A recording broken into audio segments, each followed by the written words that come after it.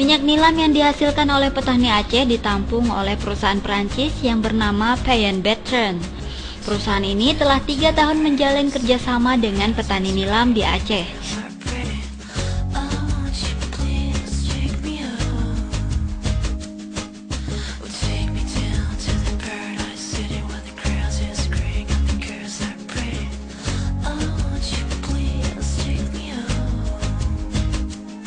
Ya pemirsa, ternyata hasil penyulingan minyak nilam yang ada di Aceh Jaya tadi ternyata ditampung oleh perusahaan parfum dari negara Perancis yang bernama Payan Bertrand. Nah, ternyata di Banda Aceh sudah memiliki cabangnya.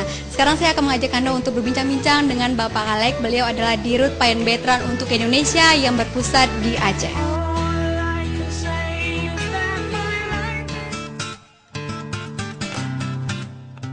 Harga jual minyak nilam di pasaran bervariasi tergantung dari kualitas minyak nilam itu sendiri.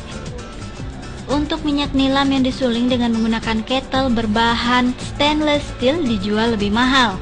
Saat ini dijual sekitar Rp450.000 sampai dengan Rp500.000 per kilogramnya. Sedangkan harga minyak nilam yang disuling dengan menggunakan ketel drum bekas dijual dengan harga sedikit rendah, yaitu sekitar Rp300.000 sampai Rp400.000. Ini dikarenakan kualitas minyak nilam yang disuling menggunakan ketel stainless steel lebih baik daripada menggunakan drum bekas.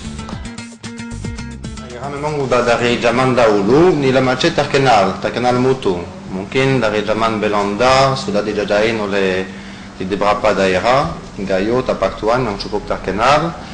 Dan sekarang ya, gara-gara juga proses perdamaian di Aceh, perusahaan seperti kita yang memang perusahaan parfum ada kesempatan juga untuk masuk ke Aceh untuk cari juga di mana mutu yang terbaik dan juga mengajarkan dan membina petani supaya meningkatkan mutu. Sudah berapa lama, Pak? Kita sudah 3 tahun. Cuman buat hubungan dengan petani nilam di Aceh?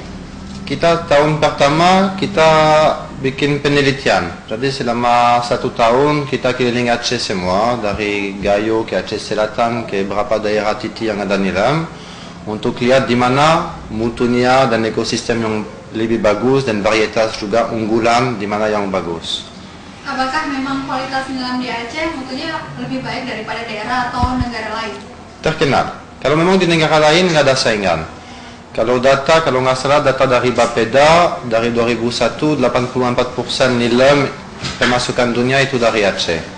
Kalau soal varietas mungkin susah kita bilang, mungkin dari iklim atau ekosistem Aceh yang paling bagus. Kita lihat juga yang beberapa daerah lain yang masih baru-baru buka, macam di Jambi, Bengkulu atau beberapa daerah di Jawa yang ambil bibit pun dari Tapak Tuan, mutunya enggak seperti di Aceh.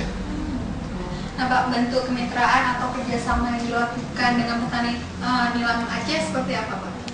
Kalau kita utamakan, kita bukan sendiri, kita kerja juga dengan beberapa lembaga seperti juga OSK yang sudah kita 1 tahun, kita ada program juga untuk masalah processing ketel.